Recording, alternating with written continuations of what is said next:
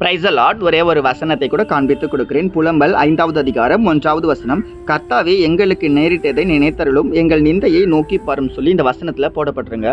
நாங்கள் ரொம்ப நிந்தையில் இருக்கோம், நாங்கள் ரொம்ப பிரச்சனையில் இருக்கிறோம், எங்களை நீங்கள் பாருங்கன்னு சொல்லி சொல்லப்பட்டிருக்கு. ஆண்டவர் நம்மளா பார்க்குறாரா? 100% நம்ம பார்க்குறாரு. என்ன பார்க்குறாருன்னா, நம்மளுடைய நிந்தைனா நம்மளுடைய வேதனைகளை, பிரச்சனைகளை, வலிகளை, கஷ்டங்களை எல்லாத்தையும் ஏசப்பா அறிஞ்சிக்கிறாருன்னா எப்படிப்பா? இப்போ உங்கள் பிரச்சனை என்னன்னு தெரியும். இப்போ எனக்கு ஃப்ரெண்டுக்கு ஒரு ப்ராப்ளம் இருக்குது, என் ஃப்ரெண்டோட ப்ராப்ளம் எனக்கு தெரியுது. ஆனால் அந்த ஃப்ரெண்டோட ப்ராப்ளத்துக்கு என்னால் ஹெல்ப் பண்ண முடியுமா கேட்டால் முடியாதுங்க. ஏன்னா எனக்கு அந்த அளவுக்கு தன்மை இல்லை, சக்தி இல்லை, என்கிட்ட எதுவுமே கிடையாது. ஏன்னா அவன் எனக்கு ஹெல்ப் பண்ணிக்கலாம் நான் யோசிச்சு பார்ப்பேன். மனுஷங்க அப்படி தான். ஆனால் ஆண்டவர் சொல்லிட்டாரு, நீ நேரிட்ட உன் பிரச்சனையை, வேதனையை, வலியை எல்லாத்தையும் நான் அறிந்து கொண்டிருக்கேன், நான் சீக்கிரமாக மாத்திரம் நான் ஹெல்ப் பண்ணுறேன்னு ஆண்டவர் வாக்கு தராங்க. ஆண்டவர் வாக்கு தந்தால் ஹெல்ப் பண்ணுவார், மனுஷங்க வாக்கு கொடுத்தா ஹெல்ப் பண்ண மாட்டாங்க. ஆனால் நீங்கள் என்ன பண்ணணும்?